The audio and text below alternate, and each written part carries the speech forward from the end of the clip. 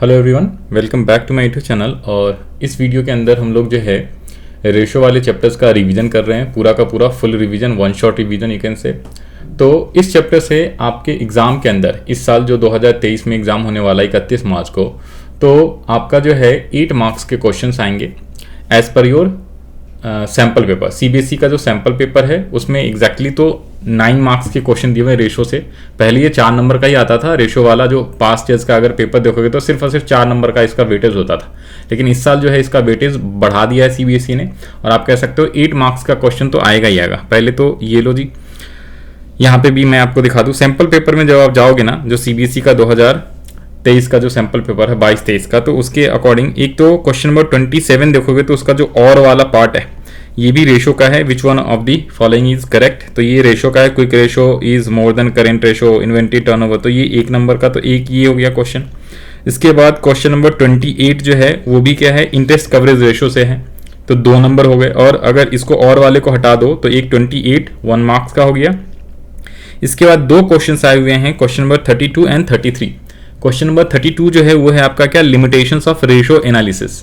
Limitations of ratio analysis, जो theory वाला part है उसको 3 मार्क्स में पूछ दिया है।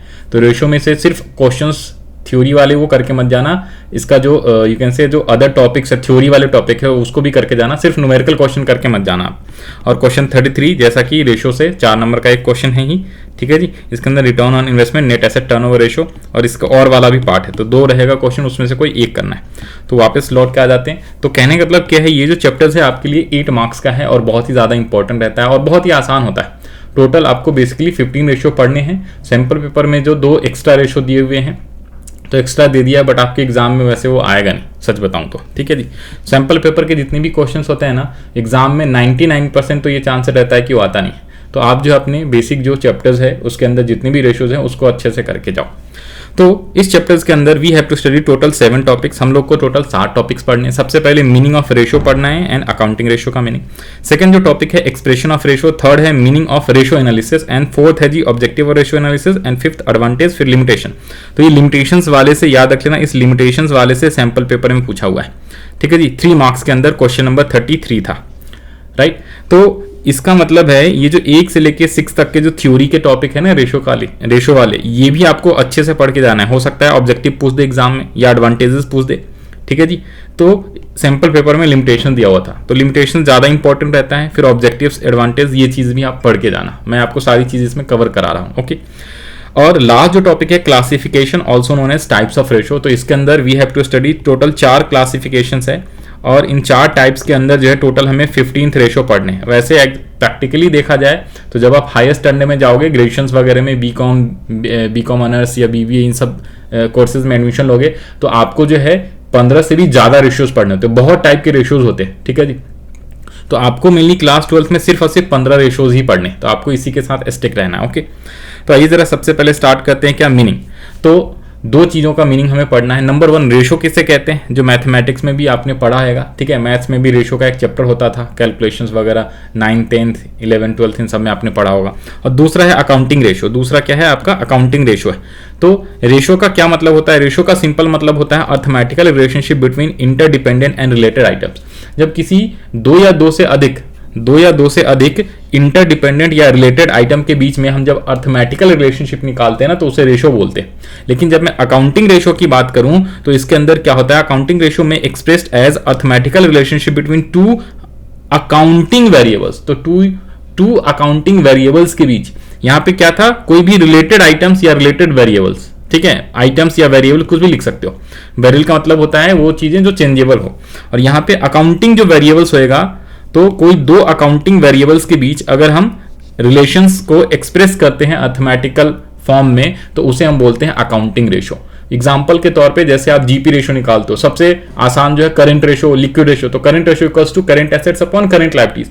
तो 2 अकाउंटिंग वेरिएबल हैं। नंबर 1 एक हो गया करंट एसेट्स, दूसरा है current liabilities. Current assets variable इसलिए क्योंकि वो चेंजेस होता रहता है, हर कंपनी का अलग अलग करंट एसेट्स करंट लायबिलिटीज होता है, और साथ में वो चेंज होते रहता है, घटते बढ़ते रहता है। तो current assets upon current liability equals to current ratio हो गया। तो 2 अकाउंटिंग वेरिएबल के बीच जब हमने एक रिलेशनशिप क्या किया, कैलकुलेट करा अर्थमेटिकल रिलेशनशिप, तो वो क्या हो गया आपका अकाउंटिंग रेशियो हो गया। वैसे ही लिक्विड रेशियो है, जीपी रेशियो है, नेट प्रॉफिट रेशियो है, तो ये चीजें आपको ध्यान में रख लेनी। नंबर 2 है क्या, एक्सप्रेशन ऑफ रेशो। ठीक है, मीनिंग से वैसे क्वेश्चन ना के बराबर आने का चांसेस है, एक्सप्रेशंस इससे एमसीक्यू वगैरह आ सकता है। तो एक्सप्रेशन क्या है, जितनी भी रेशियोज आप कैलकुलेट करोगे ना उसको बेसिकली जो है 4 कैटेगरी में हम क्या करते हैं, डिनोट करते हैं, या इन 4 चीजों से डिनोट करते हैं। एक तो जो आंसर आता है आपका, जैसे करंट रेशो हो गया, लिक्विड रेशो हो गया, उसको प्योर फॉर्म में आपको क्या करना होता है, शो करना होता है। जैसे करंट रेशो आता है, ठीक है जी, तो उसको 2/1, 1/2, 1.5/3 इस टाइप से आप डिनोट करते हो आंसर कैलकुलेट जो करते हो। तो 2:1 में हो जाएगा, 1.4:1 हो जाएगा, 0.09:1। तो इस फॉर्म में आप उसको क्या करोगे, आंसर को आप दिखाओगे। फ्रैक्शंस का मतलब क्या होता है, लाइक 2/1, 1.4/1, 0.9/1, तो इस टाइप से भी आप फ्रैक्शन में भी कई रेशियो को शो किया जाता है। फिर है टाइम्स, तो जितने भी टर्नओवर वाले ज्यादातर टाइम्स में हम क्या करते हैं, उसको डिनोट करते हैं। ठीक है, inventory turnover ratio, trade receivables turnover ratio, 2 times, 3 times, 6 times, इस टाइप से। परसेंटेज वाले जो आपके प्रॉफिटेबिलिटी रेशियो होता है, GP ratio, net profit ratio, ठीक है जी, तो उन सबको परसेंटेज के टर्म में 10%, 25%, 15%, तो इस टाइप से उसको एक्सप्रेस करते हैं रेशियोज को। ओके, तो 4 है, pure, fraction, times and percentage. Third जो टॉपिक है आपका क्या है, मीनिंग ऑफ रेशियो एनालिसिस। देखो जी, हमने अभी पढ़ा ऊपर में, फर्स्ट जो टॉपिक है वो रेशो का मीनिंग पढ़ा, रेशो, फिर अकाउंटिंग रेशो, तो हम यहाँ पे अकाउंटिंग रेशो की हम बात कर रहे हैं। और रेशो एनालिसिस, तो चैप्टर 2 भी आपने पढ़ा था। पहला चैप्टर था financial statement of a company, दूसरा चैप्टर था फाइनेंशियल स्टेटमेंट एनालिसिस। एनालिसिस का मतलब क्या होता है, एनालिसिस का मतलब किसी भी चीज को जब आप कंपेयर करते हो, कुछ रिसर्च करते हो, उस पर कुछ एनालिसिस करते हो और उससे कुछ क्या करते हो, फ्यूचर एक्सपेक्टेशंस वगैरह, ये सारी चीजें आप निष्कर्ष निकालते हो, तो उसे हम बोलते हैं एनालिसिस करना। तो जितनी भी रेशियोज हैं उससे हम क्या करेंगे, कुछ इंटरप्रेट करेंगे, कुछ एनालिसिस करेंगे, ठीक है जी, ताकि हम डिसीजंस मेकिंग ले सके, तो उसे हम बोलते हैं रेशियो एनालिसिस। तो रेशियो एनालिसिस क्या होता है, N analysis of financial statement. Financial statement का मतलब होता है balance sheet, profit and loss account, जिसको हम एसपीएल बोलते हैं, statement of profit and loss account. Cash flow statement भी इसी के अंदर आता है, नोट्स टू अकाउंट्स भी आता है।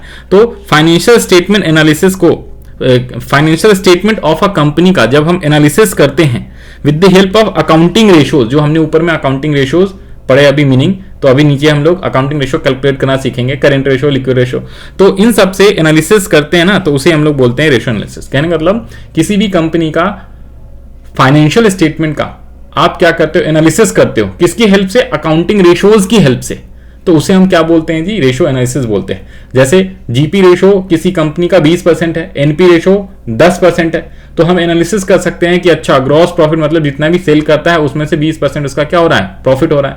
अगर 3-4 सालों का उसका देखा हमने ट्रेंड, सपोज किसी एक ही कंपनी का पहले साल में 20% हो रहा था जीपी रेशियो, दूसरे साल में उसी कंपनी का जीपी रेशियो मान लो 21% है, तीसरे साल में 22% है, तो 3 साल का हमने जीपी रेशियो निकाला और उससे हमने ये निष्कर्ष निकाला उसको एनालिसिस करके कि भाई इस कंपनी का ग्रॉस प्रॉफिट रेशियो जो है वो डे बाय डे इंक्रीज हो रहा है, तो फ्यूचर में भी इंक्रीज हो सकता है। तो ये क्या होता है, एनालिसिस करने का एक वे होता है। फोर्थ क्या है, सबसे इंपॉर्टेंट टॉपिक फोर्थ आ जाओ, फोर्थ है ऑब्जेक्टिव ऑफ रेशियो एनालिसिस। भाई रेशियो एनालिसिस हम क्यों निकालते हैं, क्यों कैलकुलेट करते हैं, why we will calculate ratio of any company, और उसका रेशियो निकालने के बाद हम रेशियो एनालिसिस करते क्यों हैं। तो इसके मेन 4 ऑब्जेक्टिव्स होते हैं, 4 कह रहा हूं, 5 ऑब्जेक्टिव्स हैं।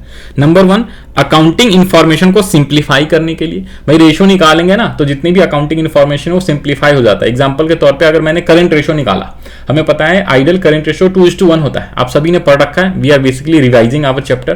तो करंट रेशियो 2:1 आइडियल होता है। तो अगर किसी कंपनी का करंट रेशियो मान लो current assets upon current liabilities, current assets है 1 लाख, करंट लायबिलिटीज भी 1 लाख, तो 1:1 आ गया। तो वी कैन सिंपली से कि भैया इस कंपनी का करंट रेशियो 1:1 आया है, जो कि आइडियल 2:1 के बराबर नहीं है या उसके नजदीक आसपास नहीं है, बहुत दूर है। तो यानी कि इस कंपनी का परफॉर्मेंस क्या होगा, ये अच्छा नहीं होगा, इसकी लिक्विडिटी पोजीशन जो है वो अच्छी नहीं है।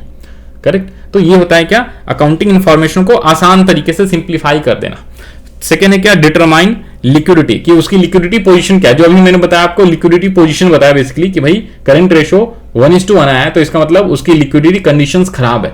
और सिंप्लीफिकेशंस का मतलब क्या होता है, जैसे रेशियो हमने कैलकुलेट कर लिया, तो करंट एसेट्स में बहुत सारे एसेट्स थे, कैश थे, इन्वेंट्री था, ट्रेड रिसीवेबल्स था, उसके अलावा प्रीपेड एक्सपेंसेस था, तो उन सबको आसान एकदम सिंपल कर देता है रेशियो कैलकुलेट जब हम करते हैं। तो उससे क्या हो जाती है, सारी अकाउंटिंग इन्फॉर्मेशन आसान हो जाती है, ईजी हो जाती है, हम आसानी से उसको समझ सकते हैं।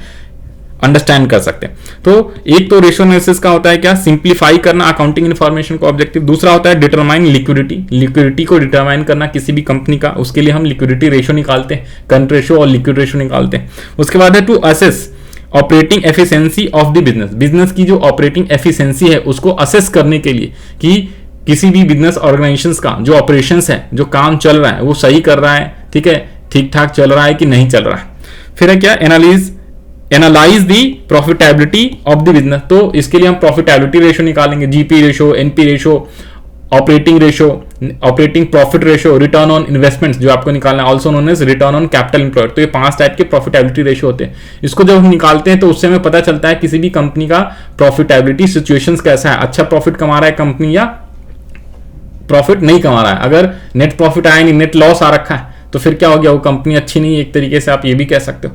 तो प्रॉफिटेबिलिटी क्या है ऑफ अ बिजनेस को एनालाइज करने के लिए। लास्ट है क्या, help in comparative analysis, compare करने के लिए, या तो सेम बिजनेस का पास्ट के ईयर के डेटा से कंपेयर करना, या सेम बिजनेस कह रहा हूं, एक कंपनी का उसी के सेम कॉम्पिटिटर वाले बिजनेस से भी हम वी कैन कंपेयर, जिसको हम इंटरफॉर्म और इंट्राफॉर्म एनालिसिस कहते हैं, चैप्टर नंबर 2 में हमने पढ़ा था। तो रेशियो एनालिसिस से हम आसानी से कंपैरेटिव एनालिसिस भी कर सकते हैं, ठीक है। तो ये 5 ऑब्जेक्टिव्स पढ़ने हैं आपको।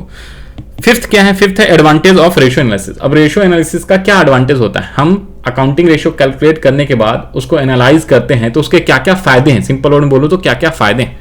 तो पहला फायदा है क्या, useful tool for analyse the financial statement. Financial statement को एनालाइज करने का ये बहुत ही यूजफुल टूल होता है। किसी भी कंपनी का फाइनेंशियल स्टेटमेंट मतलब वही cash flow statement of profit and loss और balance sheet, notes to account, इन सबको एनालाइज करने का बहुत ही एक यूजफुल टूल होता है रेशियो एनालिसिस। सेकंड है सिंप्लीफाई अकाउंटिंग डेटा, ऊपर में पढ़ा था सिंप्लीफाई अकाउंटिंग इन्फॉर्मेशन, यहां पे डेटा लिख दिया है, सेम आप लिख सकते हो। Useful in assessing the operating efficiency of the business, ऊपर में भी था देखो ना, एसेस, ठीक है, एसेस, यहां पे एसेस होना चाहिए, एक्सेस नहीं, assess operating efficiency of a business. यहां पे भी क्या है, useful assessing the operating efficiency of the business. फिर यूजफुल इन फोरकास्टिंग की फ्यूचर में, अगर मान लो फ्यूचर में प्रॉफिट होगा लॉस होगा, एक एस्टिमेट हम लगा सकते हैं। जैसे अगर पिछले 3 सालों में ग्रॉस प्रॉफिट पहले 20% था, फिर 21 हुआ, फिर 22% हुआ, तो वी कैन एक्सपेक्ट कि फ्यूचर में 23% हो सकता है या 24% ग्रॉस प्रॉफिट रेशियो हो सकता है। तो on the basis of past data और on the basis of past performance जो रेशियो एनालिसिस करके हम क्या कर सकते हैं, फ्यूचर की फोरकास्ट कर सकते हैं। नेक्स्ट है useful in locating the weak areas, और इससे हमें वीक एरियाज का भी पता चलता है किसी भी कंपनी का वीक एरिया कौन सा है। अगर करंट रेशो मान लो 2:1 आ गया, लेकिन लिक्विड रेशो शुड बी 1:1 और लिक्विड रेशो 1:1 नहीं आया, उससे ज्यादा आ गया या कम आ गया, तो हम कह सकते हैं ये इसका वीक एरिया। फिर एक useful in interfirm and intrafirm comparison, पहले बता दिया। इंटरफॉर्म का मतलब होता है जैसे टाटा कंपनी का, टाटा छोड़ो, जैसे एयरटेल, ठीक है जी, तो एयरटेल जो है, एयरटेल अपनी सिम सेवाएं देता है, एयरटेल की सिम सेवाएं, एयरटेल का जब टाटा रिलायंस के जियो वाले सिम से कंपेयर करना है तो हम इंटरफॉर्म कंपैरिजन करते हैं। इसका भी रेशो निकालना होगा, इसका भी NP ratio, GP ratio, current ratio, liquid ratio, इसका भी, तो उससे वी कैन कंपेयर। से सिमिलर नेचर का बिजनेस होना चाहिए। और इंट्राफॉर्म कंपैरिजन का मतलब होता है जैसे जियो कंपनी, तो जियो कंपनी का ही पिछले 2-3 सालों का, जैसे 2021 का, 2022 का, 2023 का, हमने सारे रेशो निकाले, current ratio, quick ratio, liquid ratio, और उसी को कंपेयर कर रहे हैं पिछले डेटा से अपनी ही कंपनी का, तो उसे हम इंट्राफॉर्म कंपैरिजन कहते हैं। तो ये था आपके क्या एडवांटेजेस। अब हम बात करते हैं 6 वाला, which is very very important question, 3 marks का आया हुआ, 32 नंबर, सैंपल पेपर 2022-23 का क्वेश्चन आया हुआ है। तो इसका आंसर भी अभी आपको दिखा देंगे सैंपल पेपर में, जो सजेस्टेड आंसर है, पहले हम यहां से समझ लेते हैं। तो लिमिटेशंस ऑफ रेशियो एनालिसिस क्या कहता है, लिमिटेशंस, तो टोटल आपको 7 लिमिटेशंस पढ़ने हैं। Number 1 false result, number 2 qualitative factors ignore, number 2 lack of standard ratio, may not be comparable, price level changes are not considered, window dressing and personal bias. ठीक है, अब ध्यान से देखो, लिमिटेशंस का मतलब क्या होता है ना, कि हम रेशियो एनालिसिस में ये सारी चीजें नहीं कर सकते। रेशियो एनालिसिस के लिमिटेशंस है, ये इसकी बाउंड्री लाइन, जैसी आपकी एक लिमिटेशंस होती है जब आप स्कूल लाइफ में हो, तो आपको एक लिमिटेशंस है कि भैया सुबह 8 बजे से लेके दोपहर में जो भी स्कूल चलती है 2 बजे तक, उतने दिन तक, उतने टाइम तक आपको स्कूल में ही रहना पड़ता है, स्कूल के बाहर आप जा नहीं सकते, तो आपके लिए लिमिटेशंस हो गई। ठीक है जी, तो लिमिटेशंस का मतलब ये है कि जो आपकी खामियां है, एक तरीके से आप उसके दायरे में रहे हो। तो रेशियो एनालिसिस की क्या क्या लिमिटेशंस है, एक तो है फॉल्स रिजल्ट, रेशियो एनालिसिस जरूरी नहीं है कि हर बार रिजल्ट सही ही दे। ठीक है, जब हम रेशियो एनालिसिस करते हैं तो ये 100% श्योर नहीं होता कि वो रिजल्ट जो है हमेशा सही दे। मान लो रेशियो एनालिसिस के अंदर हमने नेट प्रॉफिट रेशियो निकाला 20%, ठीक है जी, 20% निकाला और हमने फोरकास्ट करा अगले साल हमारी प्रॉफिट जो है इतने से इतने हो जाएंगी, लेकिन ये 100% श्योर नहीं है। अगर हमने रेशियो एनालिसिस 20% निकाला तो एकदम 100% श्योर नहीं कि 20% ही रहेगा। क्वालिटेटिव फैक्टर्स आर इग्नोर, तो क्वालिटेटिव फैक्टर जो भी होते हैं उसे हम क्या कहते हैं, रेशियो एनालिसिस में इग्नोर करते हैं। हम इवन अकाउंटिंग के अंदर क्वालिटेटिव इंफॉर्मेशन लेते नहीं साहब, हम सिर्फ और सिर्फ क्वांटिटेटिव लेते हैं, क्वांटिटेटिव डेटा लेते हैं। तो इसीलिए रेशियो एनालिसिस भी क्या है, क्वालिटेटिव फैक्टर्स को इग्नोर करता है। थर्ड है क्या, लैक ऑफ स्टैंडर्ड रेशियो। तो एक कोई स्टैंडर्ड रेशियो नहीं होता, ठीक है, रेशियो एनालिसिस के अंदर दिस इज बेसिकली, और रेशियो जो होता है ratio analysis basically lack of standard ratios होता है। उसके अलावा क्या, मे नॉट बी कंपेरेबल, हम जो है आसानी से कंपेयर नहीं कर सकते हैं किसी भी चीज को, ठीक है जी। तो लैक ऑफ क्या है, lack of standard ratio, may not be compare हो भी सकता है नहीं भी हो सकता है, ठीक है, कई बार ये भी होता है we can not compare. Third है क्या, price level changes are not consider, तो प्राइस के अंदर कोई भी चेंजेस आता है तो हमने फाइनेंशियल स्टेटमेंट में भी पढ़ा था, अगर प्राइस लेवल चेंजेस होता है तो हम उसको इग्नोर करते हैं क्योंकि हिस्टोरिकल डेटा होता है। तो करंट में जो प्राइस लेवल चेंजेस होगा तो वो रेशियो एनालिसिस के लिए भी क्या हो जाएगा, बेसिकली कंसीडर नहीं किया जाता है। उसके अलावा विंडो ड्रेसिंग, विंडो ड्रेसिंग कैसे होते हैं, हम एक्सपेंसेस को बढ़ा देते हैं टैक्स सेविंग के लिए और इनकम को कई बार घटा देते हैं टैक्स सेविंग के लिए, इसका उल्टा भी कर सकते हैं, ठीक है। कंपनी जो है अलग अलग तरीके से अपने मोटिव के लिए, कोई भी उसका मोटिव हो सकता है, ठीक है, वेल्थ मैक्सिमाइजेशन वगैरह मोटिव होता है, तो उसमें जो है वो एक्सपेंसेस बढ़ा भी सकती है घटा भी सकती है। टैक्स कम करना है तो जनरली ज्यादातर कंपनी जो एक्सपेंस बढ़ा देती है, जिसको बोलते हैं विंडो ड्रेसिंग, मतलब खुद से बोकस पेमेंट जो है अकाउंटिंग के अंदर वो शो कर देती है कि भाई हमने मान लो सैलरी दिया 10 लोगों को 10,000 1 लाख रुपए, और कंपनी ने दिखा दिया सैलरी दिया है 15 लोगों को 20-20 हजार के हिसाब से, ताकि हमारे एक्सपेंस बढ़ जाए कंपनी का, तो प्रॉफिट कम आए, प्रॉफिट कम आएगा तो टैक्स कम देना पड़ेगा कंपनी को, तो that's called what, window dressing इसको बोलते हैं। फिर है क्या, personal bias. Personal bias, accountant जो होता है बेसिकली क्या है, कई बार जो है कोई गलतियां कर देता है, पर्सनल बायसनेस हो जाता है, तो उसकी वजह से जो है क्या है आपका रेशियो एनालिसिस करेक्ट नहीं होता, तो रिजल्ट जो है क्या होगा, फॉल्स ही आएगा, एकदम 100% एक्यूरेट रिजल्ट नहीं आएगा जब आप ये सारी चीजें उसमें करोगे। तो these are the limitations of ratio analysis, ठीक है।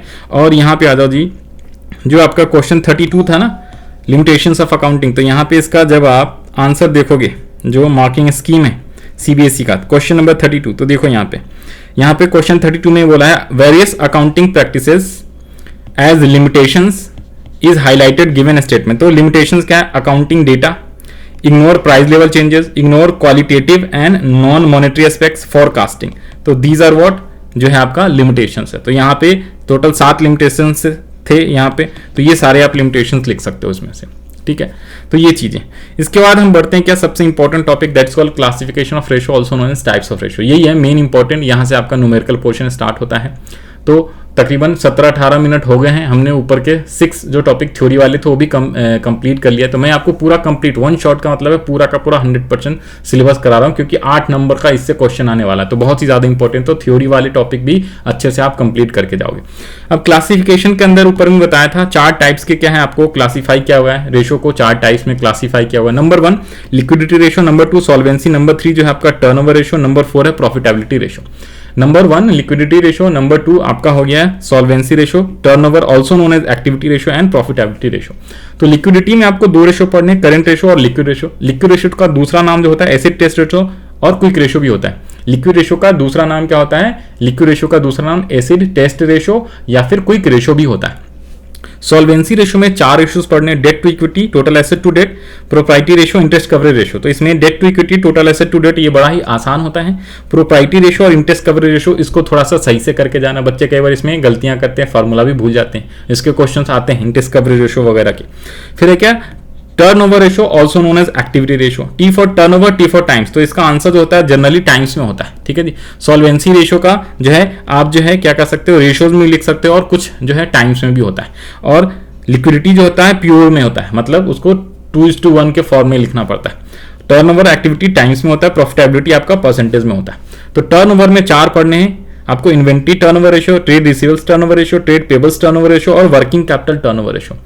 इसके अंदर ये जो ट्रेड रिसीवेबल्स और ट्रेड पेबल है ना, कभी कभी पुरानी बुक या कई बार अगर गूगल वगैरह करोगे ना तो आपको मिलेगा यहाँ पे क्या, डेटर्स टर्नओवर रेशो और क्रेडिटर्स टर्नओवर रेशो। तो पहले 2013 के पहले जो है ना, यहाँ पे डेटर्स टर्नओवर रेशो और क्रेडिटर्स टर्नओवर रेशो हुआ करता था। उसके बाद 2013 में अमेंडमेंट आया ना, तो कंपनी की बैलेंस शीट वगैरह सब नई तरीके से बनने लगी है। तो अभी जो आप पढ़ रहे हो वो नया वाला ही पढ़ रहे हो। तो उसमें आपको ट्रेड रिसीवल्स होता है। तो ट्रेड रिसीवल्स का मतलब होता है debtors plus BR bills receivable दोनों को इंक्लूड करके, और वैसे ट्रेड पेबल्स का मतलब होता है क्रेडिटर्स एंड बिल्स पेबल दोनों को इंक्लूड करके। तो बाकी हम रेशियो में पढ़ेंगे, वहां पे पढ़ना है। फिर प्रॉफिटेबिलिटी में आपको 5 रेशियोज पढ़ने हैं: gross profit ratio, net profit ratio, operating profit ratio and return on investment, also known as return on capital employed. अगर आपके पास टीएस ग्रेवाल सर की बुक है, टीएस ग्रेवाल सर की बुक में 1 से लेके 34 तक के क्वेश्चंस हैं करंट रेशियो और लिक्विड रेशियो के ऊपर, लिक्विडिटी रेशियो। फिर है क्वेश्चन 36 से लेके 64 वाला जो क्वेश्चन है सॉल्वेंसी रेशियो पे बेस्ड है। इसके अलावा 65 से 108 क्वेश्चन जो है वो है एक्टिविटी और टर्नओवर रेशियो बेस्ड। उसके अलावा जो है 108 से लेके 108 से लेके 156 तक के क्वेश्चन जो है प्रॉफिटेबिलिटी पे बेस्ड है। ठीक है, अनसॉल्व क्वेश्चन की बात कर रहा हूं। तो टोटल 156 क्वेश्चन है 2023 वाली बुक के अंदर। तो ये सारी चीजें फिर यहाँ पे देखोगे तो शॉर्ट में मैंने ये आपका जो है आपकी बुक में भी मिल जाएगा आपको, ये सेम चीजें टीएस ग्रेवाल सर की बुक में ये सारी यहाँ पे समरी कर दिया। ठीक है जी, कि आपको पढ़ना है current ratio, liquid ratio, debt to equity, total asset to debt. तो एक बार यहाँ से फॉर्मूला बता दे रहा हूँ, यहाँ पे ये सारी चीजें इसको हम डिटेल में और नीचे भी पढ़ेंगे, टेंशन ना लो, 1 बाय 1 करके।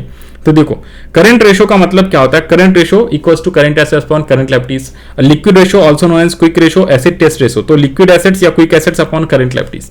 ठीक है, ये दोनों ही बड़ा आसान है और ये दोनों बहुत ही इंपॉर्टेंट, लिख के जाना। 99% इन दोनों में से एक क्वेश्चन आने के चांस रहता है। जो 4 नंबर का न्यूमेरिकल क्वेश्चन आएगा ना, वो नॉर्मली क्या है, उसमें 2 रेशो पूछता है 2-2 मार्क के लिए। तो एक रेशो ज्यादातर जो है इसमें से आता है, ज्यादातर 90% चांसेस रहता है करंट और लिक्विड रेशो में से एक रेशो पूछेगा और एक कोई दूसरा रेशो दूसरे से पूछेगा।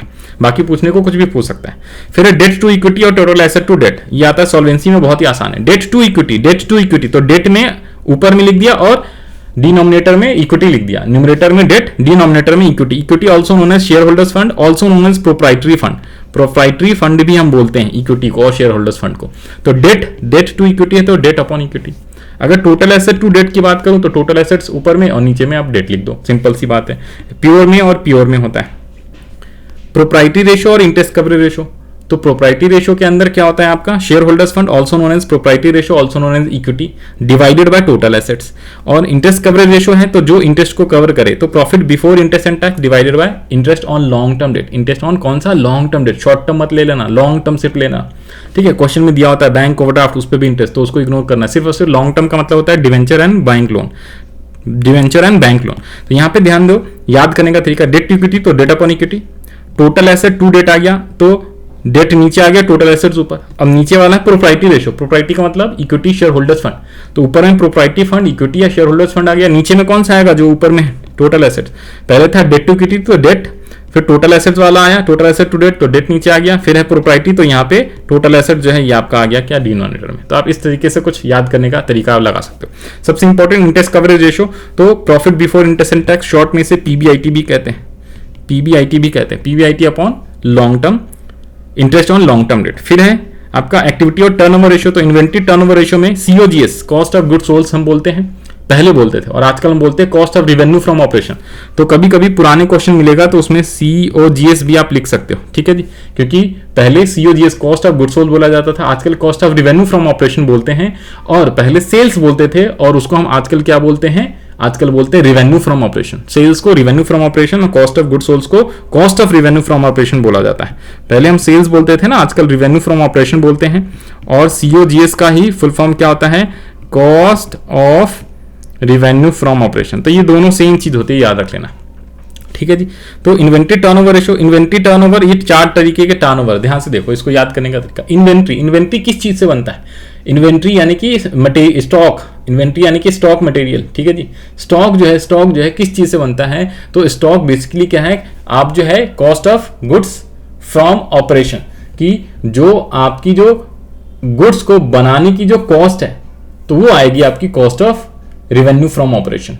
तो इन्वेंट्री टर्नओवर रेशियो में कॉस्ट ऑफ गुड्स सोल्ड या फिर cost of revenue from operation divided by average inventory. इसमें एक चीज ध्यान रख लेना, जो टर्नओवर रेशियो ना, टी फॉर टर्नओवर, तो जितनी भी चीजें पूछा, inventory, trade receivables, trade payables और वर्किंग कैपिटल सारे डिनोमिनेटर में, टर्न होके डिनोमिनेटर में आ जाता है। इन्वेंट्री टर्नओवर तो ऊपर में सीओजीएस अपॉन में इन्वेंट्री टर्नओवर, इन्वेंट्री का किससे रिलेशन होता है, सीओजीएस से होता है। सेम है ट्रेड रिसीवेबल्स, ट्रेड रिसीवेबल्स यानी कि इसके अंदर डेटर्स और बिल्स रिसीवेबल्स आता है। तो ट्रेड रिसीवेबल्स टर्नओवर रेशियो है तो टर्न होके नीचे आ गया, सब में एवरेज लगा दो, एवरेज ट्रेड रिसीवेबल्स आ गया नीचे डिनोमिनेटर में। न्यूमरेटर में क्या आएगा, डेटर का रिलेशन किससे होता है, डेटर्स कैसे बनता है भाई साहब, डेटर्स बनता है क्रेडिट सेल करने से। जब आप उधार पे सामान किसी कस्टमर को बेचते हो तो उसको ही डेटर्स कहते हो, ठीक है जी, उसको ही आप डेटर्स कहते हो। तो डेटर्स किससे बनता है, नेट क्रेडिट सेल की वजह से। तो ऊपर में क्या आ गया, credit revenue from operation, sale को रिवेन्यू फ्रॉम ऑपरेशन बोलते हैं, मैंने पहले बताया रिवेन्यू फ्रॉम ऑपरेशन का मतलब होता है सेल। तो क्रेडिट सेल यहां पे लिखना है credit revenue from operation divided by average trade receivables. उसके अलावा trade payables turnover ratio, trade payables turnover ratio also known as creditors turnover ratio, यहां पे लिखा हुआ है, पुराने जमाने में क्रेडिटर्स टर्नओवर रेशियो बोला करते थे। तो इसके अंदर क्रेडिटर्स कैसे बनता है, तो क्रेडिटर्स बनता है जब हम लोग उधार पे सामान खरीद के लाते हैं, क्रेडिट परचेज करके लाते हैं। तो क्रेडिट परचेज करके लाएंगे तो उसे हम क्या बोलेंगे, वो पर्सन को क्रेडिटर्स बोलते हैं, क्योंकि हमें उसको पैसे फ्यूचर में पे करना है विद इन 12 मंथ्स, राइट। तो ट्रेड पेबल्स टर्नओवर रेशियो, तो ये टर्न होके नीचे आ गया डिनोमिनेटर में, तो ऊपर में क्या आएगा, नेट क्रेडिट परचेज आ जाएगा। तो net credit purchase divided by average trade payables, ठीक है जी, net credit purchase divided by average trade payables. और लास्ट है क्या आपका, वर्किंग कैपिटल टर्नओवर रेशियो।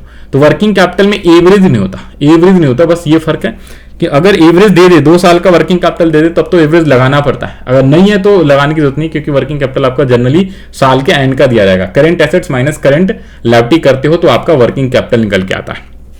तो वर्किंग कैपिटल डिनोमिनेटर में आ गया, और न्यूमरेटर में क्या आएगा, रिवेन्यू फ्रॉम ऑपरेशन, इसका सेल से रिलेशन होता है, revenue from operation divided by working capital. तो ये हो गया आपका क्या, टर्नओवर रेशियो। ये सारे के सारे टाइम्स में आता है, T for turnover, T for times, और एक इंटरेस्ट कवरेज रेशियो है वो भी टाइम्स में आता है।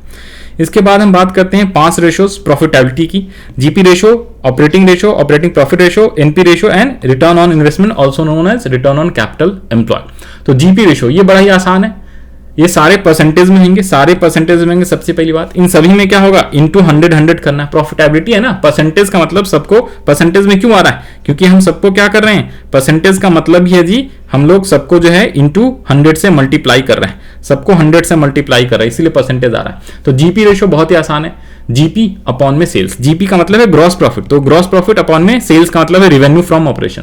सेम है ऑपरेटिंग रेशियो, तो ऑपरेटिंग रेशियो भी ऑपरेटिंग, यहां पे एक चीज ध्यान रखना दोनों में, ऑपरेटिंग रेशियो और ऑपरेटिंग प्रॉफिट रेशियो, यहां पे प्रॉफिट की बात कर रहा है, तो operating profit upon revenue from operation. Net profit, तो नेट प्रॉफिट अपॉन में revenue from operation, net profit का मतलब होता है प्रॉफिट आफ्टर टैक्स, ठीक है, नेट प्रॉफिट बोलो या फिर प्रॉफिट आफ्टर टैक्स लेना होता है यहाँ पे, पैट अपॉन में रिवेन्यू फ्रॉम ऑपरेशन। देखो जितने भी प्रॉफिट वाले हैं ना, इन सभी के डिनोमिनेटर में सेल्स है यानी रिवेन्यू फ्रॉम ऑपरेशन दिया हुआ है, लेकिन ये ऑपरेटिंग रेशियो है, ये ऑपरेटिंग प्रॉफिट नहीं है, ये ऑपरेटिंग रेशियो, इसको आप सिंपल बोल सकते हो ये कॉस्ट वाला है, ऑपरेटिंग कॉस्ट वाले की बात कर रहा है। तो ये कॉस्ट वाला है, तो यहां पे आपका क्या है, ऊपर में cost of revenue from operation plus operating expenses आता है, एक्सपेंसेस आ गया, और डिवाइड बाय वही है रिवेन्यू फ्रॉम ऑपरेशन ही है, रिवेन्यू फ्रॉम ऑपरेशन ही है, इन चारों के डिवाइड में रिवेन्यू फ्रॉम ऑपरेशन ही है, चारों के डिवाइड में डिनोमिनेटर में रिवेन्यू फ्रॉम ऑपरेशन ही है, इनटू 100 है। बस फर्क क्या है, जीपी के लिए जीपी लिख दिया, ऑपरेटिंग प्रॉफिट के लिए ऑपरेटिंग प्रॉफिट, नेट प्रॉफिट के लिए नेट प्रॉफिट यानी पैट।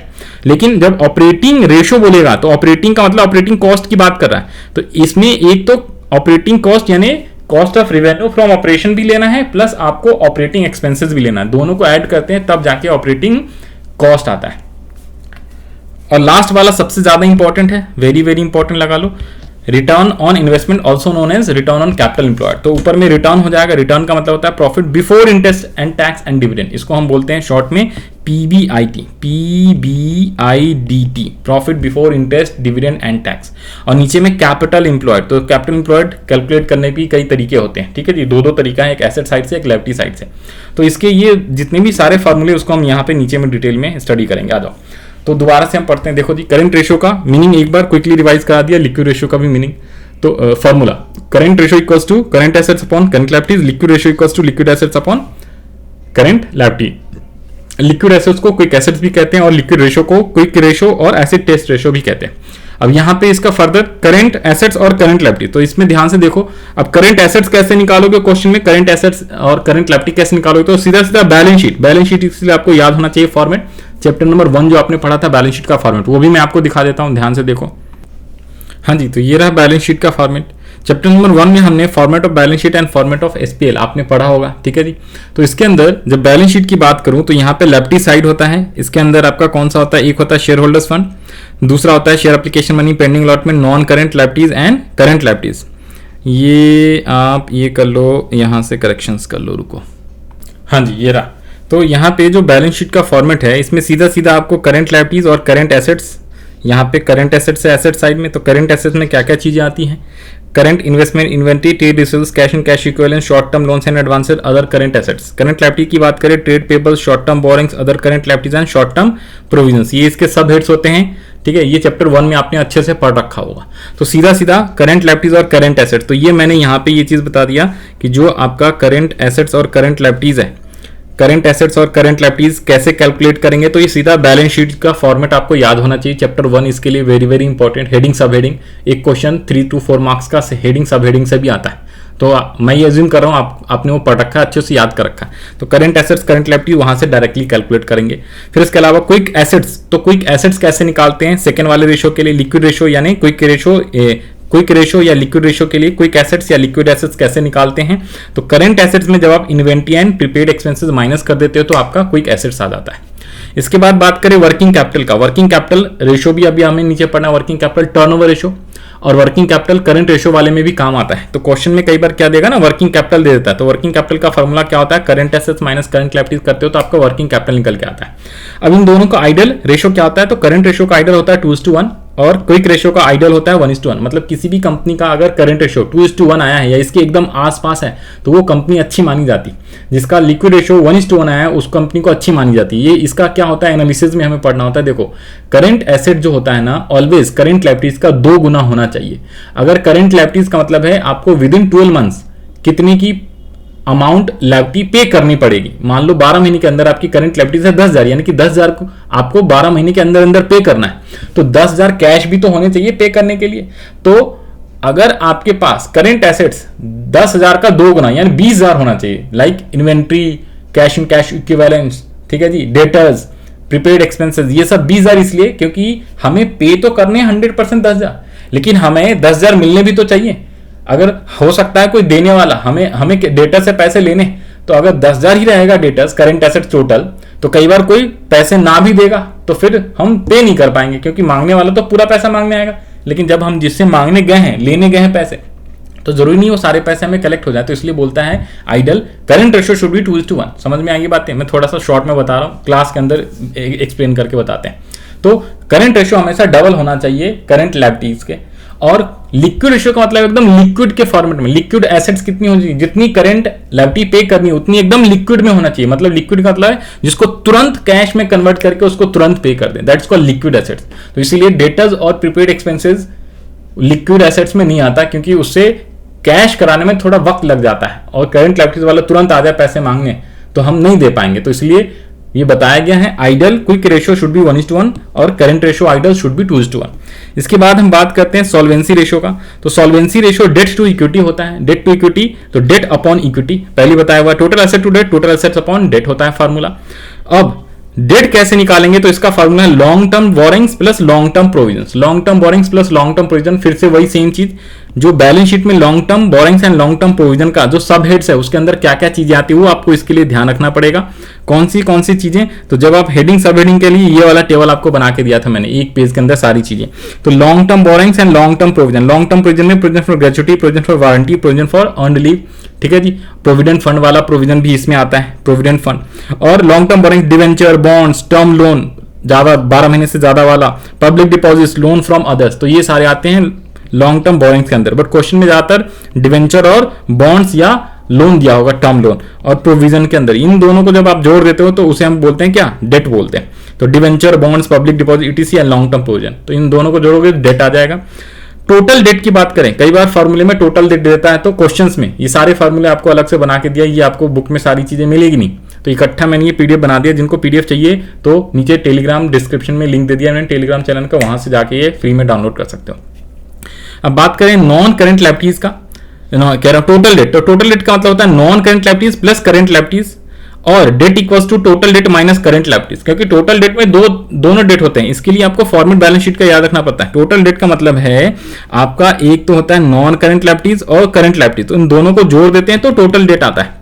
और हमें अगर डेट चाहिए, डेट तो डेट का मतलब long term borings, long term provision, दो चीजें इसमें से, और बाकी चीजों को हम जीरो अज्यूम कर लेते हैं। तो सिंपल टोटल डेट में जब ये करंट लायबिलिटीज माइनस कर लोगे ना तो आपका ये आ जाएगा डेट आ जाएगा, नॉन करंट लायबिलिटी आएगा तो उसी को हम अज्यूम कर लेते हैं डेट।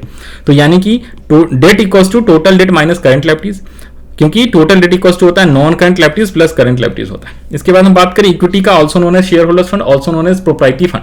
तो शेयर होल्डर्स में याद रख लेना share capital plus reserve and surplus आता है। शेयर कैपिटल का मतलब क्या, equity share as well as preference shares capital, equity share capital preference share capital दोनों। उसके अलावा दूसरे तरीके से भी कैसे निकाल सकते हो, टोटल एसेट्स में जब आप नॉन करंट लायबिलिटीज और करंट लायबिलिटीज दोनों माइनस कर दोगे तो आपका क्या आ जाएगा, इक्विटी आ जाएगा। एक और फार्मूला होता है, टोटल एसेट्स का मतलब है non current assets plus current assets, और non current liabilities minus current liabilities, तो भी आपकी क्या आ जाएगी, इक्विटी आएगा। इसको फर्दर आगे इसको और बढ़ाओगे आप तो non current assets current liabilities एक साथ लिख दोगे आप, ठीक है जी। Current assets minus current liabilities आ गया और लास्ट में नॉन करंट, तो इसे हम बोलते हैं non current assets plus working capital minus current liability. ये सब फॉर्मूले बड़ा इंपॉर्टेंट है, क्वेश्चंस कैसे भी आ सकता है, आपके बुक के अंदर क्वेश्चंस इसी टाइप के दिए हुए हैं, तो उसी से ये सारे फॉर्मूले मैंने बना के दिए। फिर एक कैपिटल इंप्लॉयड, तो capital employed equals to debt plus equity होता है, और एक और भी दो फॉर्मूले बड़े वाले होते हैं जो कि सबसे लास्ट वाले रेशो में पढ़ेंगे। फिफ्थ रेशो जो है वो है प्रोप्राइटरी रेशो के बारे में। फिफ्थ रेशो प्रोप्राइटरी रेशो, तो proprietary fund also known as equity upon total assets. अब प्रोप्राइटरी फंड कैसे निकालते हैं, तो इक्विटी शेयर होल्डर्स फंड को ही प्रोप्राइटरी बोलते हैं, ऊपर में अभी हमने निकालना सीखा है। Total assets equals to total liabilities होता है, also known as total liability कैसे, equity plus non current liabilities plus current liability, also known as equity plus total debt. Total debt plus equity करोगे तो भी आपका टोटल लायबिलिटी आ जाएगा। तो total liability आ गया तो टोटल एसेट्स, ये सारे फॉर्मूले यूज होते हैं जब आप क्वेश्चन बनाते हो। नेक्स्ट है क्या, इंटरेस्ट कवरेज रेशियो, तो इसमें profit before interest and tax divided by interest on long term date, ये सबसे ज्यादा इंपॉर्टेंट, इसको अच्छे से करके जाना, ये वेरी वेरी इंपॉर्टेंट टॉपिक, ठीक है जी। ये बहुत ही ज्यादा इंपॉर्टेंट रहता है, इसमें बच्चे बहुत सारी गलतियां करते हैं और कई बच्चे तो इसके फार्मूला भूल जाते हैं। इंटरेस्ट कवरेज ध्यान रखना, जो इंटरेस्ट को कवर करे वो प्रॉफिट जो इंटरेस्ट को कवर कर ले, तो profit before interest and tax divided by interest. कौन सा इंटरेस्ट, सिर्फ लॉन्ग टर्म वाला, शॉर्ट टर्म वाला नहीं। तो profit before interest and tax निकालना ये बहुत ही इंपॉर्टेंट रहता है, इस टाइप से क्वेश्चन आने के बड़ा इंपॉर्टेंट इसलिए होता है ये रेशो, क्योंकि इस वाले में कंफ्यूजन कराता है आपको। Profit before interest and tax निकालना अपने आप में एक क्या है, बड़ा ही क्या है, भारी आप प्रॉब्लम कह सकते हो। तो इसमें बच्चे गलतियां करते हैं। इसमें क्वेश्चन में क्या देता है जानबूझ के, वो आपको ना पैट दे देगा, प्रॉफिट आफ्टर टैक्स देगा।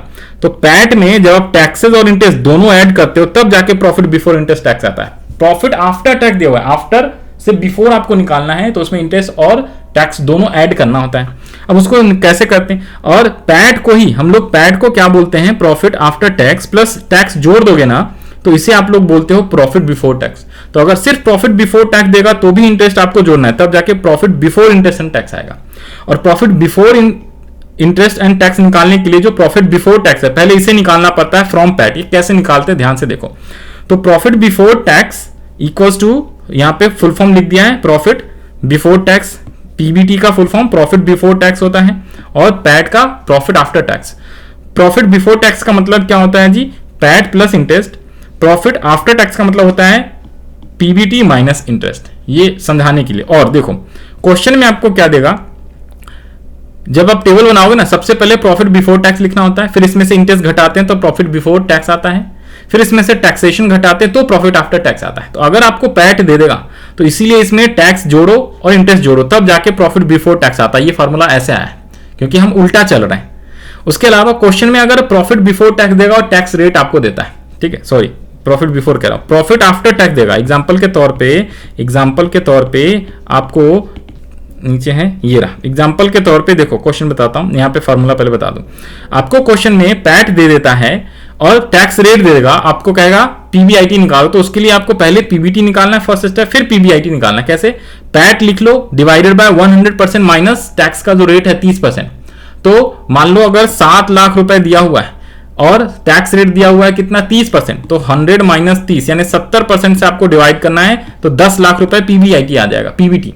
फिर पीबीआईटी के लिए जो पीबीटी आया है 10 लाख रुपए, इसमें आपको जो भी इंटरेस्ट होगा वो आपको जोड़ना पड़ेगा। एग्जांपल के तौर पे देखो, यहां बता दिया, ध्यान से देखो। अगर किसी क्वेश्चन में प्रॉफिट दिया हुआ है 1,20,000, सिर्फ प्रॉफिट दे तो उसे हम लोग क्या बोलते हैं, profit before interest and tax बोलते हैं। 10% डिवेंचर दिया हुआ है 2 लाख रुपए, टैक्स रेट है 30%, इसमें सारी चीजें दे दी। तो जरा देखो प्रॉफिट बिफोर टैक्स है 1,20,000, इसमें से ये जो 10% डिवेंचर है ना, तो 2 लाख का 10% यही आपकी इंटरेस्ट होती है 20,000, तो प्रॉफिट बिफोर टैक्स आ गया 1 लाख, टैक्स रेट है 30%, तो 30% इस 1 लाख का घटाओगे तो 70,000 पैट आ गया। अब हम पैट से उल्टा कैलकुलेशंस करेंगे, इंटरेस्ट कैसे आया ये बता दिया आपको, 2 लाख का 10% और टैक्स कितना 30% जो है पीबीटी का होता है, तो ये 30,000 आया था ये वाला, ये बता दिया। अब क्वेश्चन में क्या होगा ना, ये तो सीधा सीधा बताया है, ये ऐसे नहीं देगा, क्वेश्चन में आपको देगा इस टाइप से, क्वेश्चन में आपको देगा, कहेगा आपके पास पैट कितना है, आपके पास है 70,000 का प्रॉफिट आफ्टर टैक्स है और टैक्स रेट कितना दिया हुआ है 30%, ये दोनों दिया रहेगा। अब आपको पीबीआईटी निकालना है, साथ में डिवेंचर 2 लाख का 10% यानी कि 20,000 रुपए वो इंटरेस्ट है, तो ये भी चीज दी हुई थी, ठीक है। तो आपको क्या करना पड़ेगा, पहले स्टेप में पीबीटी निकालना है, PBT PAT 70,000 divided by 100 minus 30% यानी 70% करना होगा, तो 70,000 डिवाइड बाय 70%, तो ये आपका पीबीटी आया कितना 1 लाख रुपीज, ये आया आपका 1 लाख रुपीज। अब ये जो 1 लाख रुपीज आया है तो पीबीटी आएगा और फिर इसमें आपको इंटरेस्ट भी जोड़ना पड़ता है, ये वाला बच्चे भूल जाते हैं जोड़ना, इंटरेस्ट जोड़ना भूल जाते हैं, तो इंटरेस्ट भी ऐड करोगे तो 1,20,000 आ गया, सेम वही आया, इसको उल्टा करके मैंने समझाया था आपको। और इसमें इंटरेस्ट क्या होता है, जो डिवेंचर या लोन दिया होता है ना, इसका रेट जो दिया होगा इससे इसको इंटू कर दोगे तो वो इंटरेस्ट आ जाएगा कहां पे, यहाँ पे इंटरेस्ट जो है 2 लाख इंटू 10% 20,000। तो ये आपका पूरा इस टाइप से क्वेश्चन रहेगा, ऑलवेज हमेशा पैट ही देता है ज्यादातर, ठीक है। और ये आपका कंप्लीट हो गया। उसके बाद हम बात करते हैं टर्नओवर और एक्टिविटी रेशो, क्वेश्चन 65 से 75 तक का है। सबसे पहला है इन्वेंट्री टर्नओवर रेशो, 65 से 70 10 क्वेश्चन है। तो इन्वेंट्री टर्नओवर रेशो फार्मूला पहले बता दिया था, cost of goods sold upon average inventory. अब इसमें कॉस्ट ऑफ गुड्स सोल्ड कैसे निकालते हैं, तो सीओजीएस को हम लोग cost of revenue from operation भी बोला करते हैं। और एक चीज ध्यान रख लेना इसमें सबसे इंपॉर्टेंट नोट, अगर सीओजीएस ना दे, cost of revenue from operation question में नहीं देता है, तो उसकी जगह पे हम सेल्स ले लेते हैं यानी रेवेन्यू फ्रॉम ऑपरेशन ले लेते हैं, ठीक है। ये चीजें हम इक्वल मान लेते हैं। तो cost of revenue from operation कैसे निकालते हैं, net sales upon gross profit, net sales upon gross profit जब आप करोगे, also known as revenue from operation minus GP करोगे, तो आपका cost of revenue from operation या सीओजीएस आ जाता है। कभी कभी क्वेश्चन में नेट सेल्स नहीं दिया होगा तो आपको क्या करना पड़ेगा, ऑपरेटिंग जो इन्वेंट्री है, सॉरी ये तो कॉस्ट ऑफ गुड्स फ्रॉम, ये क्या दे दिया ओपनिंग, हाँ ओके ठीक है। और कभी कभी नेट सेल्स वाला ना दे तो आपको इस वाले फार्मूले से आपको क्या निकालना है, cost of revenue from operation निकालना है। Number 1 opening inventory plus net purchases plus direct expenses minus closing inventory, तो इससे भी आपका सीओजीएस या cost of revenue from operation आ जाता है। इसके अलावा एवरेज इन्वेंट्री निकालना है, तो एवरेज इन्वेंट्री तो सिंपल है, opening plus closing divided by 2 कर दो। नेट परचेजेस कैसे निकालते हैं, परचेजेस माइनस परचेज रिटर्न निकालते हैं, परचेज रिटर्न को रिटर्न आउटवर्ड बोलते हैं। नेट सेल्स कैसे, सेल्स माइनस सेल्स रिटर्न यानी सेल्स रिटर्न को सेल्स इनवर्ड भी बोलते हैं, तो ये चीज ध्यान रख लेना है। फिर इसके अलावा है क्या, यहाँ पे देखो जी ये सारी चीजें मैंने बता दी हैं कि भाई जो ट्रेडिंग अकाउंट होता है इसको ध्यान से देखो तो आपको सीओजीएस निकालने आ जाएगा। सीओजीएस इक्वल्स टू क्या होता है, सेल्स माइनस जीपी, अभी हमने देखा। तो ट्रेडिंग अकाउंट जो 11th में सीखा था उसमें इस तरफ में सेल्स होता है, सेल्स का मतलब नेट सेल्स, यहाँ पे होता है आपकी क्लोजिंग इन्वेंट्री, ये ओपनिंग इन्वेंट्री और ये सारे आपके डायरेक्ट एक्सपेंसेस होते हैं, ठीक है जी, ये डायरेक्ट एक्सपेंसेस होते हैं, यहाँ पे ये परचेजेस है और यहाँ पे ये ग्रॉस प्रॉफिट। तो जब आप सेल्स में क्लोजिंग इन्वेंट्री ऐड कर देते हो, अब देखो अगर आपको निकालना है सेल्स माइनस ग्रॉस प्रॉफिट तो सीओजीएस आ जाएगा। अगर ना तो सेल दिया हुआ है ना तो जीपी दिया हुआ है तो सीओजीएस कैसे निकालोगे, तो उसके लिए आपको ये सारी चीजें प्लस करो माइनस क्लोजिंग इन्वेंट्री। तो हमने वही फार्मूला किया था क्या, opening inventory plus purchases plus direct expenses minus closing inventory, तो भी दोनों से क्या होता है, कॉस्ट ऑफ गुड्स सोल्ड दोनों से इक्वल ही आएगा, 5,000 माइनस 500 4500, या फिर ये सारे ऐड कर लो आपका और माइनस कर लो ये 2000 तो भी 4500 आएगा। तो ये समझा दिया था मैंने आपको। फिर है क्या एग्जांपल, इसमें एक और चीज इंपॉर्टेंट बात ध्यान रख लेना, क्वेश्चन में आपको क्या देगा, सेल्स दे देगा और जीपी दिया है ऑन कॉस्ट, सेल्स दिया है रुपीज में और जीपी ऑन कॉस्ट है, तो कॉस्ट से कन्वर्ट करना होता है सेल में। इसको आसान तरीके से आप कर सकते हो, जीपी 20% ऑन सीओजीएस है तो सीओजीएस का मतलब है 20/100 ऑन सीओजीएस, तो 20/120 ऑन सेल करोगे। जब देखो कॉस्ट से सेल पे आते हो, बिकॉज क्या होता है, सीओजीएस का फॉर्मूला होता है सेल माइनस जीपी, या फिर आप ये कह सकते हो सेल इक्वल्स टू क्या होता है, सीओजीएस प्लस जीपी होता है, ये मेन फॉर्मूला होता है, sale equals to COGS plus GP होता है। तो सेल बड़ा होता है कॉस्ट कम होता है, सेल बड़ा होता है कॉस्ट कम होता है। सेल अगर 120 रुपए का है, कॉस्ट 100 रुपए का, तो जीपी 20 रुपए का, ठीक है। तो जीपी आपको निकलवाएगा कैसे, ध्यान से देखो, हमेशा सेल देगा और जीपी कॉस्ट पे दे देगा, या फिर कॉस्ट दे देगा तो जीपी सेल पे देगा, सीधा सीधा नहीं देगा। अगर जीपी 20% ऑन सेल देता तब तो सीधा इंटू करके निकाल लेते, वैसा नहीं देता क्वेश्चन में। आपको सेल दे दिया 1,20,000 और जीपी 20% ऑन कॉस्ट है, तो पहले आप क्या करोगे 20/100 ऑन कॉस्ट, फिर कॉस्ट से सेल में कन्वर्ट करोगे तो 20/120 ऑन सेल हो जाएगा, क्योंकि सेल बड़ा होता है, सेल में जीपी प्लस कॉस्ट होता है, तो जीपी 20 रुपए 100 रुपए कॉस्ट है। ये पूरा डिटेल में मैं क्लास में समझाता हूं आपको, ठीक है, यहाँ पे फास्टली रिवाइज करा दे रहा हूं। तो 1 कह रहा हूं, ये 120 जो है सेल हो जाएगा, तो 20/120 इंटू अब यहाँ पे 1,20,000 रखोगे तो आपका जीपी आ गया 20,000। तो अब इसमें वैल्यू पुट करा लो, सीओजी इक्वल्स टू सेल आ गया 1,20,000 दिया हुआ था और जीपी 20,000, तो कॉस्ट आ गया आपका 1,00,000। इसका एक दूसरा एग्जाम्पल भी है, इसमें आपको कॉस्ट दे दिया है लेकिन GP equals to 20% on sale दिया, इस बार कॉस्ट नहीं, तो इसका आंसर सेम नहीं आता, इस बार कॉस्ट दे दिया। तो देखो 20% ऑन सेल पहले लिखा, तो 20/100 ऑन सेल। अब यहाँ पे 100 रुपए सेल होता है, तो सेल से कॉस्ट में जाते हैं तो माइनस करना होता है, सेल से कॉस्ट में माइनस, क्योंकि कॉस्ट कम होता है, सेल बड़ा होता है, और जब कॉस्ट से सेल में आते हैं तो प्लस करना होता है, ये ध्यान रखना है। तो 20/100 है तो ये 20/80 हो जाएगा, 20/80, 20/100 माइनस 20, फिर 20/80 इंटू 120, तो आपका आ गया जीपी 30,000। तो कॉस्ट ऑफ गुड सेल्स, तो ये आ गया आपका सेल माइनस जीपी, तो कॉस्ट दिया हुआ था 1,20,000, सेल हमें पता नहीं, सेल निकालना है, जीपी 30,000, तो सेल आ गया आपका 90,000। तो इस टाइप से आप क्वेश्चन में दिया रहेगा, तो इसे आपको निकालना है। इसके बाद बात करते हैं 8 नंबर रेशो, टोटल 15 पढ़ने, ध्यान से देखो जरा। तो ट्रेड रिसेल्स टर्नओवर, ये बहुत ही आसान है। Net credit revenue from operation also known as net credit sales upon average trade receivables, और sale equals to cash sales plus credit sales होता है, ये ध्यान रख लेना। तो क्रेडिट सेल निकालने के लिए हमें क्या करना पड़ता है, सेल माइनस कैश सेल्स करना होता है। फिर net credit revenue from operation equals to total revenue from operation, यानी कि जो सेल्स हुआ है उसमें से आप कैश रेवेन्यू फ्रॉम ऑपरेशन घटा दो और सेल्स रिटर्न घटा दो। सिंपल वन बोलूं तो सेल में से कैश सेल्स घटा दो। टोटल सेल में क्या होता है, टोटल सेल मतलब कैश और क्रेडिट, तो हमें सिर्फ क्रेडिट चाहिए, तो total sale minus cash sales कर दो और साथ में सेल्स रिटर्न अगर दिया है तो सेल्स रिटर्न भी घटा दो। लेकिन याद रख लेना, नेट सेल्स अगर दिया होगा तो उसमें ऑलरेडी क्रेडिट सेल्स घटा होता है, तो नहीं करना होता, ऐसा एक क्वेश्चन था। फिर क्या एवरेज ट्रेड रिसेल्स, तो आसान है, opening plus closing divide by 2, opening trade receivables plus closing trade receivables divide by 2। लेकिन कभी कभी ट्रेड रिसेल्स की जगह पे आपको डेटर्स और बिल्स पेबल दिया होगा, तो दोनों का ओपनिंग प्लस दोनों का क्लोजिंग, बिल्स रिसेल और डेटर्स डिवाइडेड बाय 4 मत कर देना, यहां पे करना 2 ही है। इसके अलावा यहां पे भी नोट दे दिया मैंने कि अगर opening trade receivables are not given, then आपको क्या करना है, ओनली क्लोजिंग ट्रेड रिसेल्स को ही आपको ले लेना है trade receivers turnover ratio calculate करने के लिए। इसके अलावा कभी कभी क्वेश्चन में डेट कलेक्शन पीरियड भी पूछता है। डेट कलेक्शन पीरियड कैसा होता है, जो भी आपका साल है, या तो 52 वीक्स होएगा एक साल में, या 12 महीने होएगा, या 360 डेज होगा। ज्यादातर डेज में निकालते हैं, कभी कभी क्वेश्चन में बोलता है 360 डेज भी ही ले लो, तो उसको डिवाइड कर देना है, जो भी ट्रेड रिसीवर्स टर्नओवर रेशियो है ना, उससे आप डिवाइड कर दोगे तो आपका क्या आएगा, डेट कलेक्शन पीरियड आ जाएगा। ठीक है जी, तो 12 महीने divide by trade receivables turnover ratio, या फिर 365 divide by trade receivables turnover ratio, या 52 वीक्स। तो जिस चीज में आप डिवाइड करोगे उसका आंसर उसमें आएगा। मंथ में करना है तो मंथ, डेज में करना है तो डेज में डिवाइड करना है ट्रेड रिसेल्स टर्नओवर रेशियो को, वीक में है तो weeks. Same as it is trade payables turnover ratio, बहुत ही आसान, नेट क्रेडिट परचेज अपॉन में average trade receivables, average trade payables equals to opening plus closing divided by 2, या आप opening bills payable, opening creditors, closing bills payable, closing creditors divided by 2 ही करना है, ये 4 मत कर देना।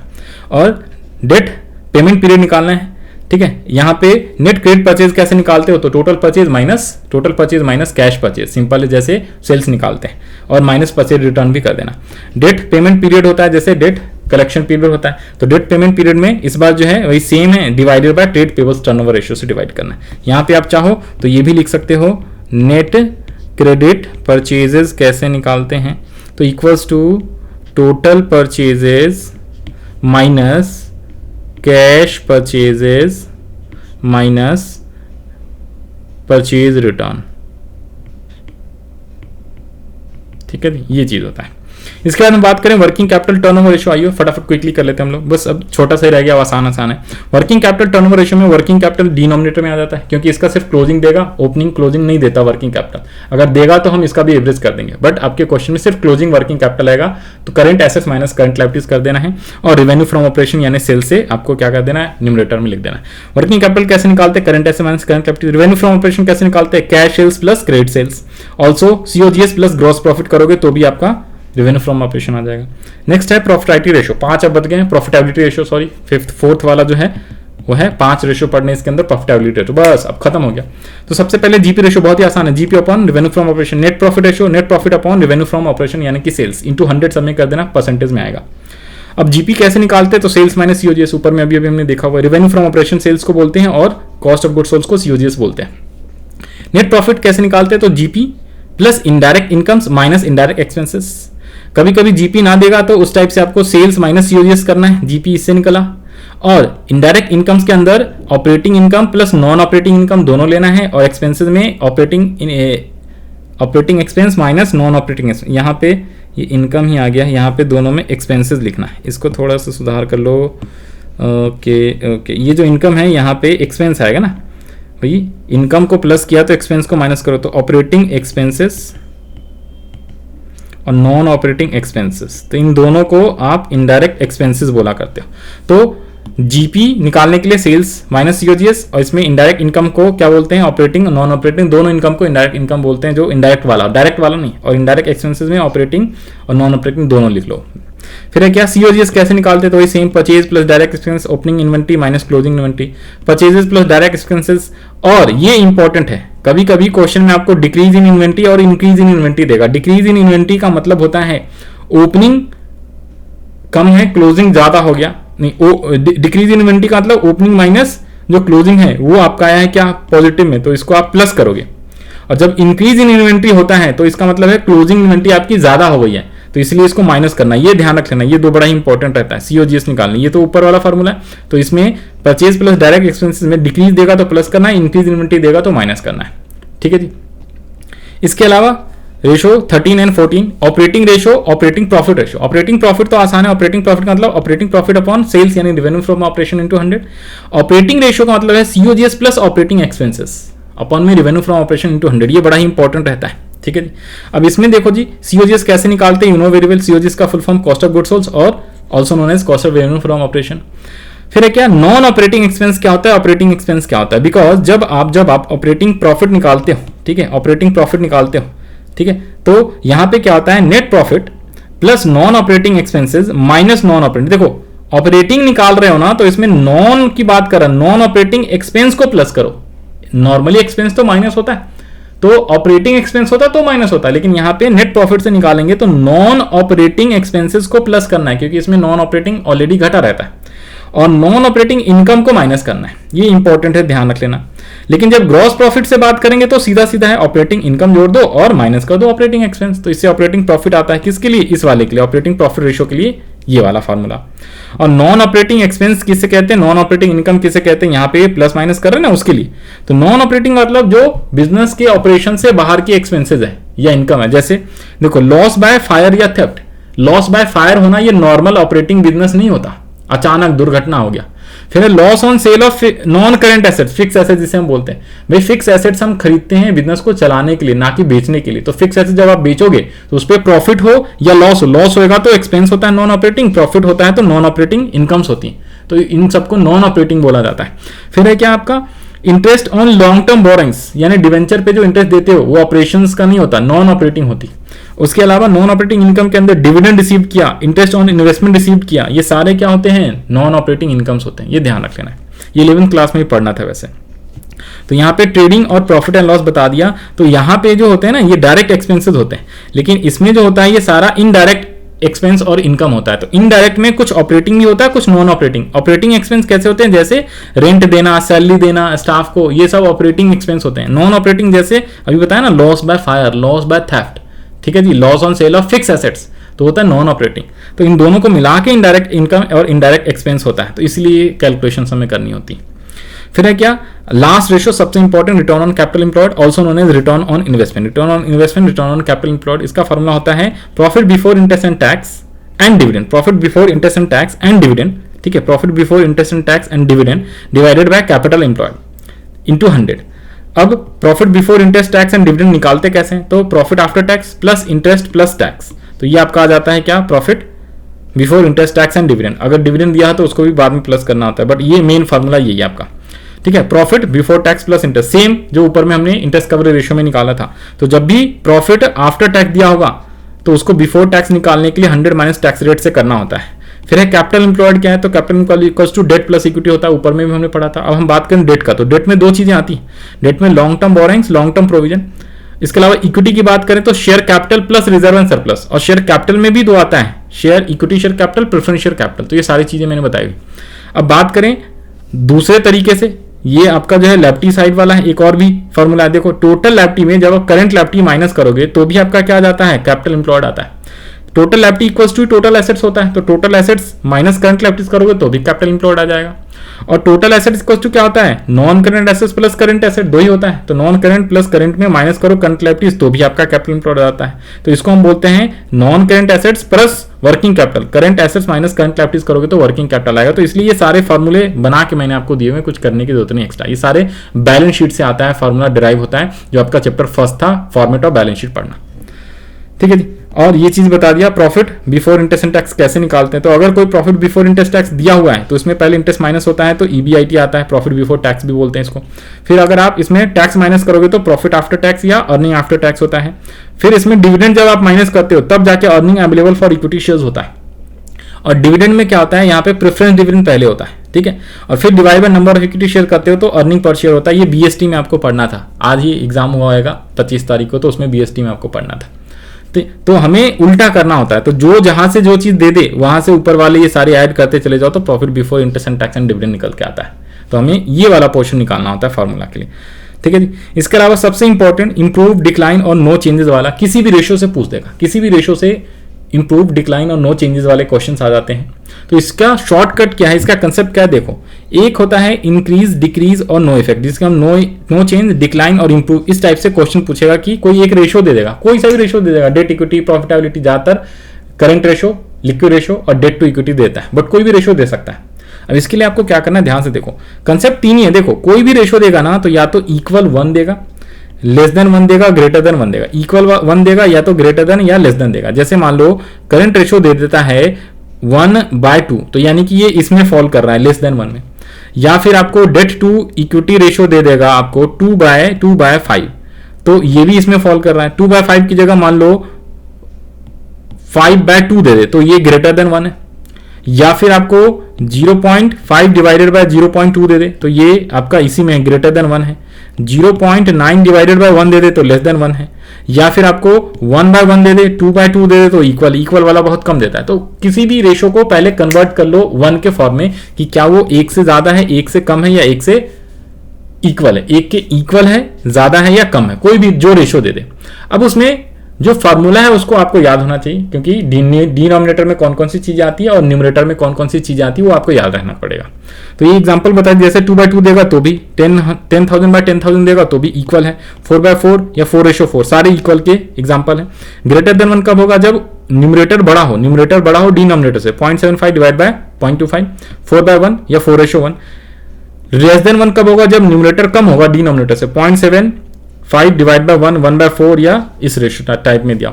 अब इसमें ध्यान रखना क्या होता है चेंजेस। तो जब भी आप देखो ना 3 तरीके से होता है।